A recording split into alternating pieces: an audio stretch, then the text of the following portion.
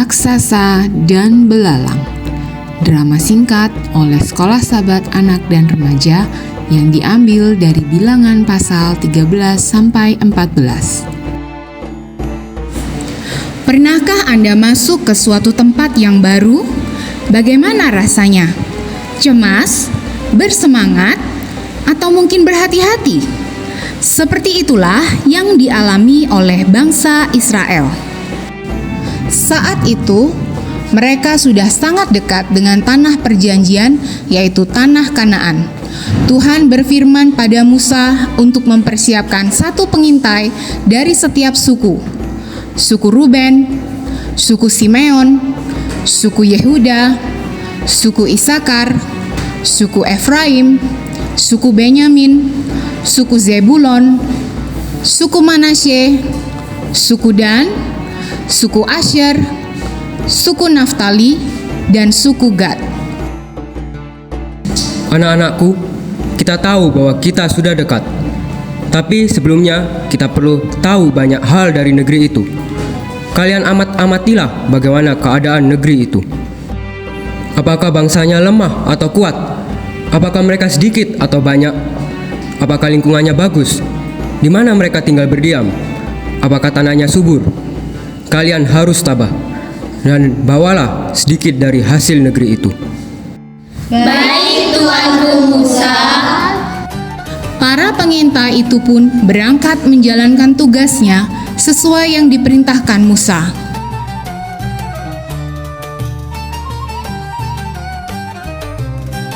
Mereka melewati padang gurun,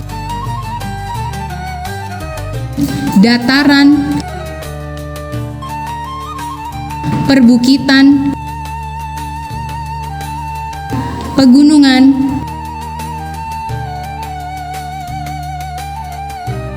batu-batu besar,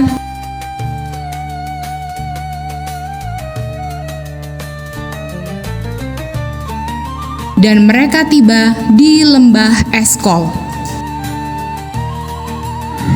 Teman-teman, lihat ini, ada buah-buahan. Oh iya, buah. Musa berpesan pada kita untuk membawa sedikit dari hasil negeri ini. Kalau begitu, kita bisa ambil beberapa buah sekarang. Para pengintai mulai memilih buah yang akan dibawa kepada Musa.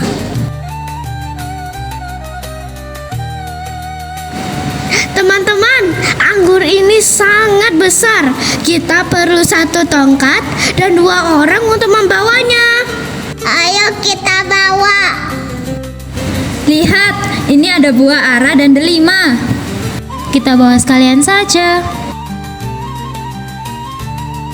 Sungguh luar biasa hasil dari negeri ini.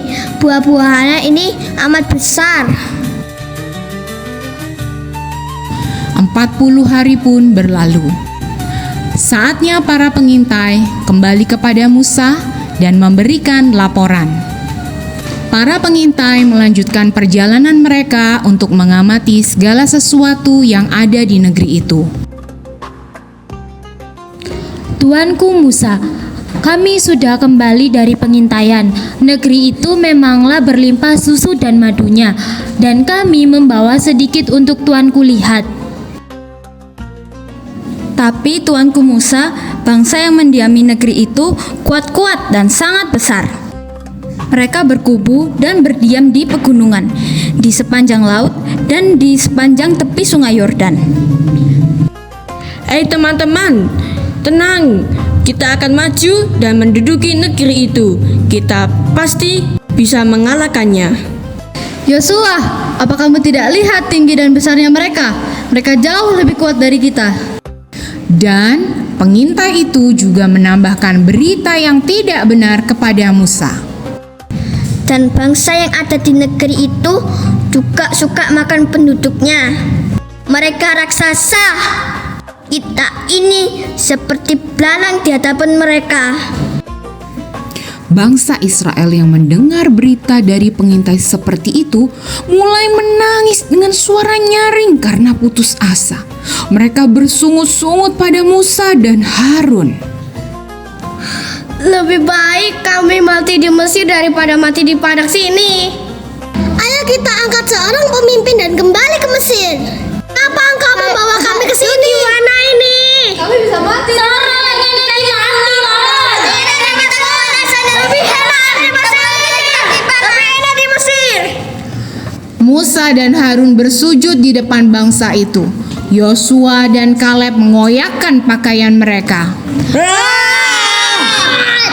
Negeri itu sungguh amat subur dan indah. Jika Tuhan berkenan kepada kita, Tuhan akan memberikan negeri yang berlimpah susu dan madunya itu kepada kita. Hanya saja, jangan kita memberontak pada Tuhan. Tuhan melindungi dan menyertai kita. Jangan pernah takut. Omong kosong, lempari saja mereka dengan batu. Tetapi tampaklah kemuliaan Tuhan di kemah pertemuan kepada semua orang Israel. Berapa lama lagi bangsa ini menista aku dan tidak percaya padaku? Sekalipun sudah banyak mujizat kulakukan untuk mereka, akan kulenyapkan bangsa ini dengan penyakit sampar.